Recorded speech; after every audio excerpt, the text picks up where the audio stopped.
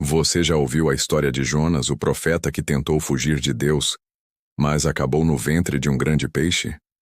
Uma narrativa que não fala apenas de obediência, mas também da misericórdia infinita do Senhor. Hoje vamos mergulhar nessa poderosa história bíblica e aprender lições que ainda ecoam em nossas vidas. Introdução.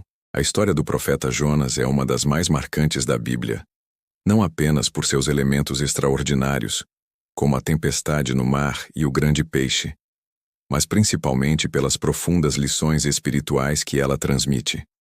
Jonas foi chamado por Deus para uma missão singular: ir até a grande cidade de Nínive e anunciar uma mensagem de arrependimento. Porém, ao invés de obedecer, ele tentou fugir do chamado, embarcando em direção oposta. Sua desobediência trouxe consequências dramáticas, tanto para ele quanto para aqueles que estavam ao seu redor. Contudo, a narrativa não é apenas sobre a fuga de Jonas, mas sobre como Deus, em sua misericórdia, persiste em seus propósitos e transforma até mesmo a rebeldia em oportunidade de salvação. Dentro do ventre do grande peixe, Jonas reconheceu sua falha e clamou ao Senhor, que o ouviu e lhe deu uma nova chance. Mais adiante, vemos um dos maiores avivamentos da Bíblia. Toda a cidade de Nínive, desde o rei até o mais humilde, se arrependeu ao ouvir a pregação de Jonas. Essa conversão coletiva revela o quanto a compaixão de Deus é maior que a justiça humana. A vida de Jonas nos ensina que não podemos fugir do propósito divino e que o Senhor é rico em perdão, mesmo quando falhamos. Também aprendemos que a misericórdia de Deus alcança não apenas seu povo escolhido, mas todas as nações, mostrando que o coração do Pai sempre foi voltado para salvar. Vejamos o contexto bíblico, histórico e cultural. O livro de Jonas é curto, com apenas 4 capítulos, mas carrega uma mensagem profunda sobre a soberania e a misericórdia de Deus.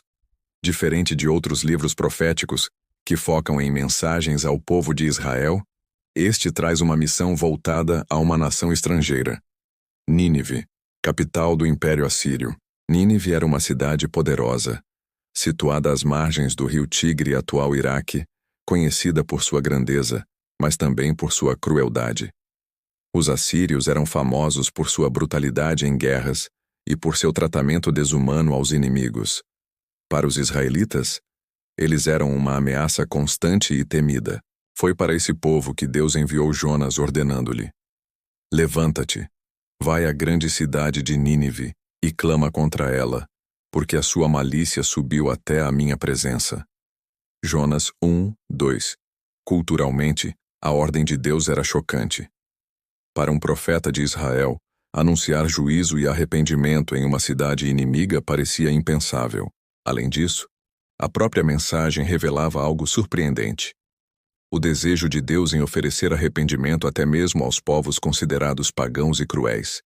Historicamente, esse episódio mostra que Deus não estava limitado às fronteiras de Israel. Seu plano de redenção sempre foi universal, alcançando todos os povos e nações.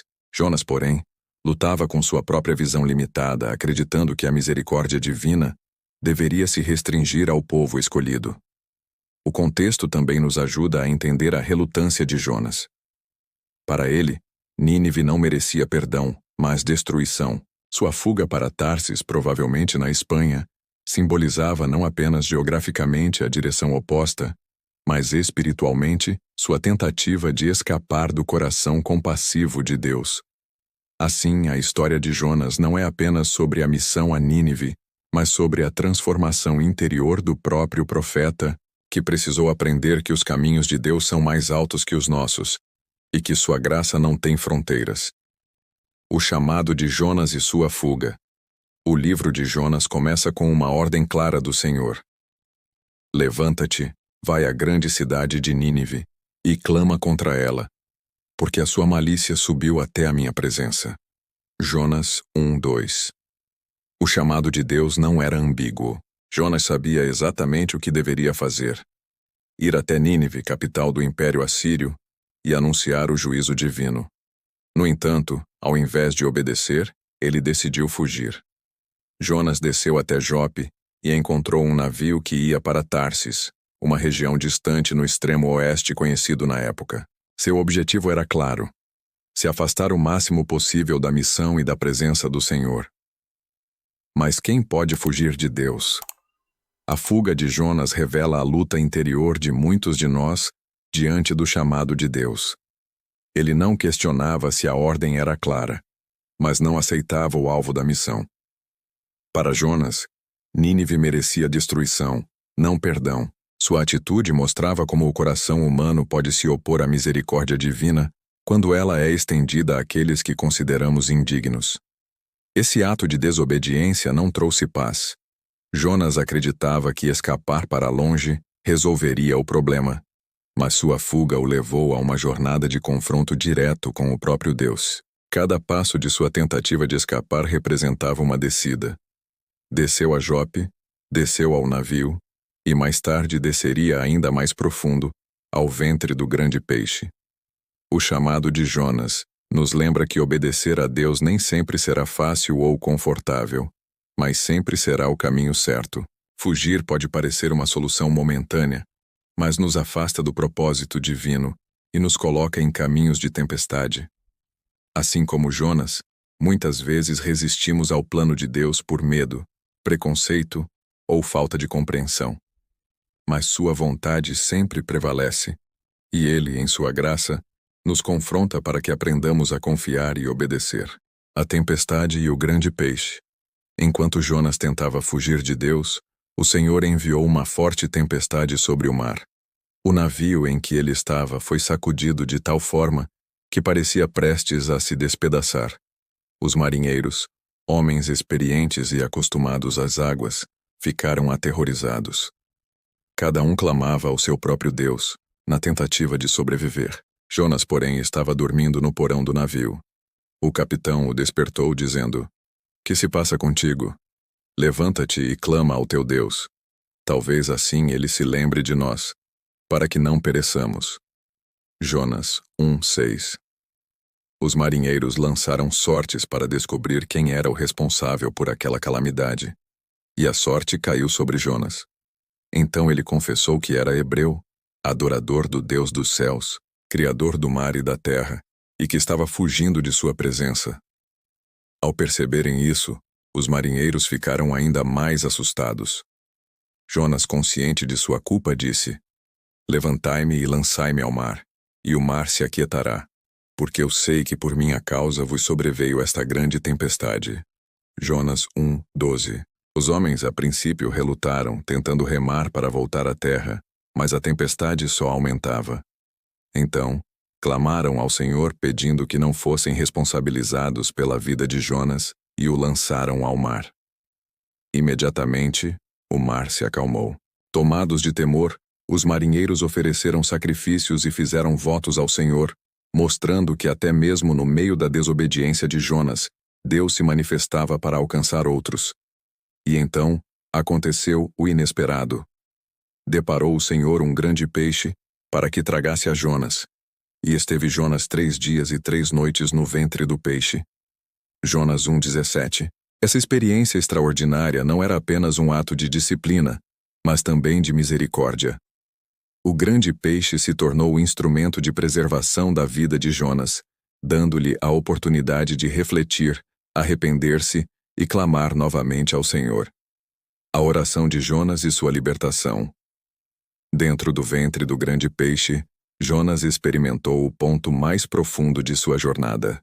Envolto em escuridão, sem esperança aparente e cercado pelas águas, ele finalmente reconheceu sua total dependência de Deus. Ali, Jonas fez uma das orações mais marcantes da Bíblia, registrada em Jonas 2. Ele declarou: "Na minha angústia clamei ao Senhor, e ele me respondeu. Do ventre do abismo gritei, e tu ouviste a minha voz."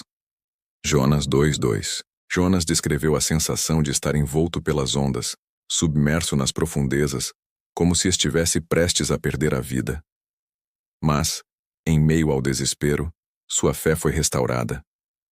Ele lembrou-se do Senhor e dirigiu a ele sua súplica. Sua oração revela 3 pontos importantes. Primeiro, reconhecimento da soberania de Deus. Jonas admite que foi lançado ao mar por causa de sua própria desobediência, mas que tudo estava sob o controle divino. Segundo, clamor pela misericórdia mesmo em sua falha.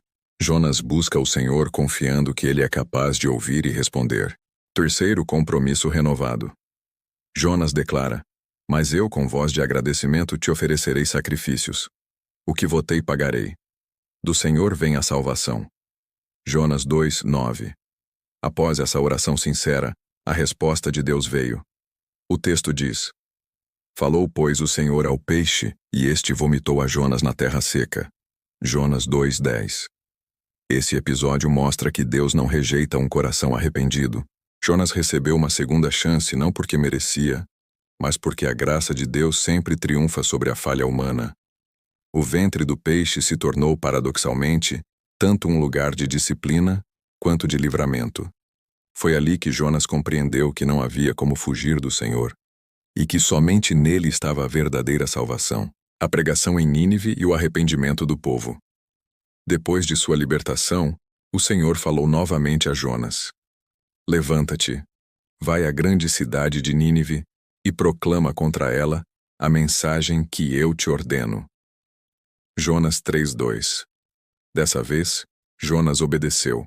Ele entrou na cidade de Nínive, uma cidade tão grande que levava 3 dias para ser atravessada, e começou a proclamar: daqui a 40 dias, Nínive será destruída. Jonas 3:4. A mensagem era simples e direta, um anúncio do juízo divino. Mas algo extraordinário aconteceu. Os ninivitas creram em Deus. Desde o maior até o menor, todos começaram a jejuar e se vestir de pano de saco. Um sinal de arrependimento profundo. Quando a notícia chegou ao rei de Nínive, ele desceu do trono, tirou sua roupa real, cobriu-se de pano de saco e sentou-se sobre cinzas. Além disso, decretou que todo o povo, inclusive os animais, deveria jejuar e clamar fortemente a Deus, abandonando seus maus caminhos e violências. O rei declarou: quem sabe Deus não se voltará e se arrependerá, e se afastará do furor da sua ira, de sorte que não pereçamos? Jonas 3:9. Diante desse arrependimento coletivo, Deus se compadeceu. O texto diz: viu Deus o que fizeram, como se converteram do seu mau caminho. E Deus se arrependeu do mal que tinha dito que lhes faria, e não o fez. Jonas 3:10.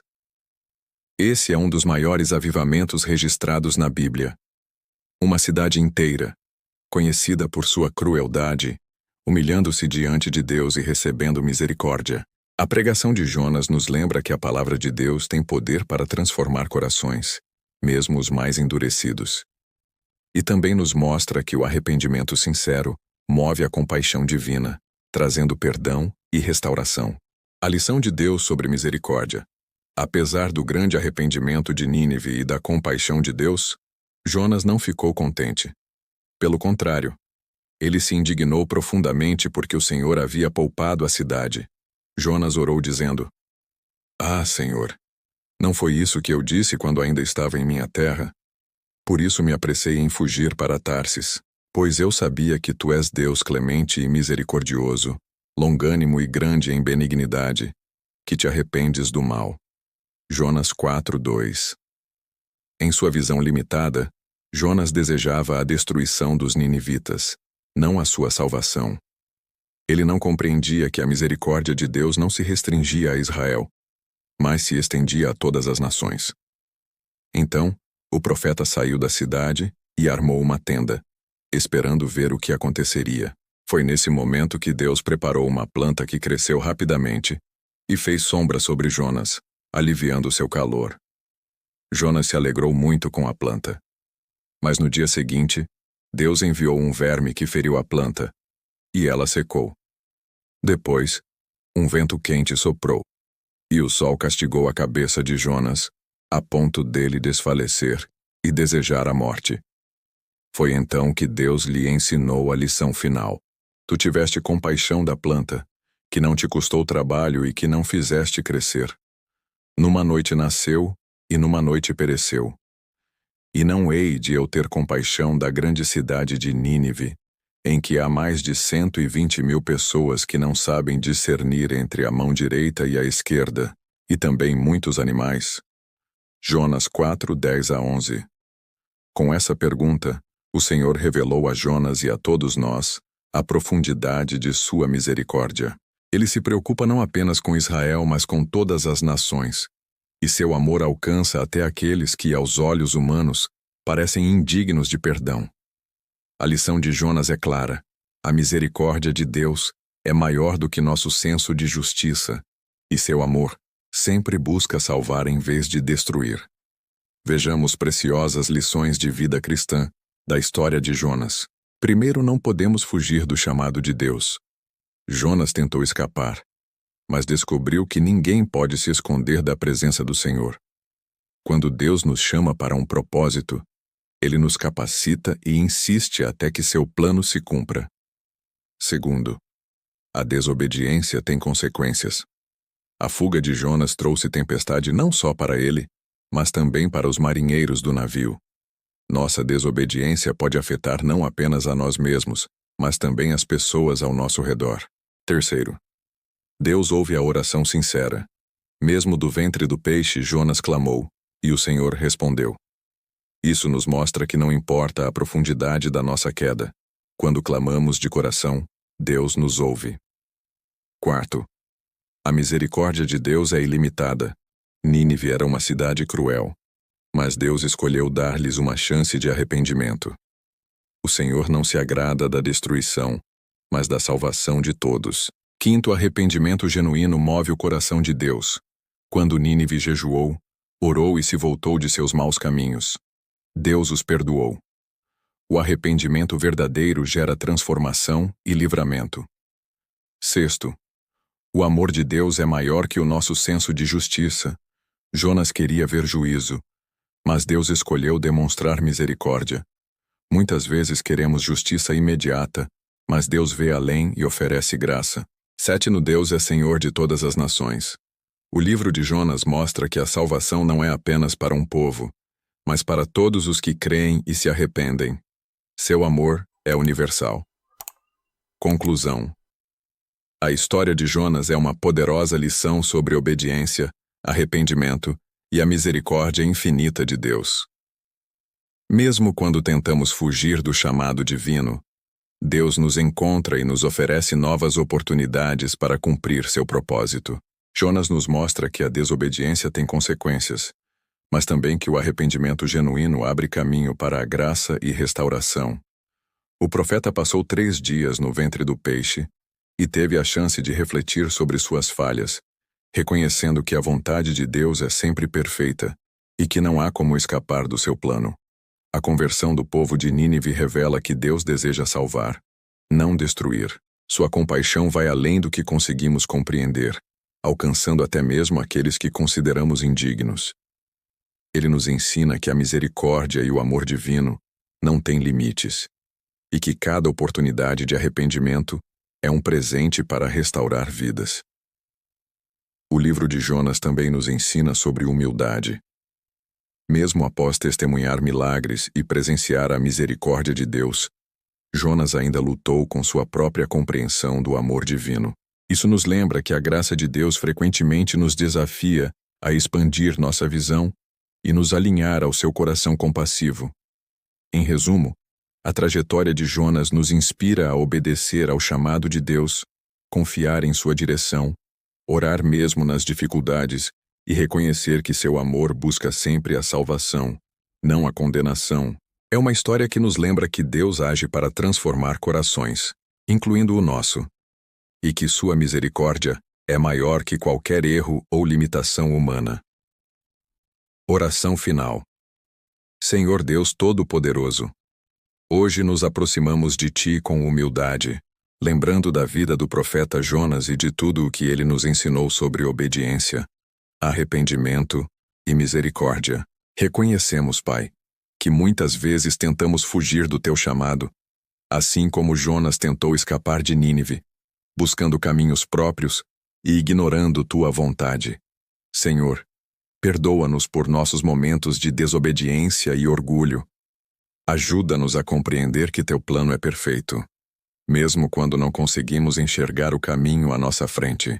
Ensina-nos a confiar em Ti de todo o coração e a obedecer prontamente sem questionar, sabendo que Tu tens sempre os melhores propósitos para nossas vidas e para aqueles ao nosso redor.